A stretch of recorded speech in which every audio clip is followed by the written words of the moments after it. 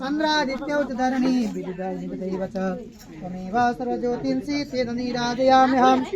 इदगुं हविः प्रजननं मे अस्तु च सबीरगुं सर्वगुणागुं सते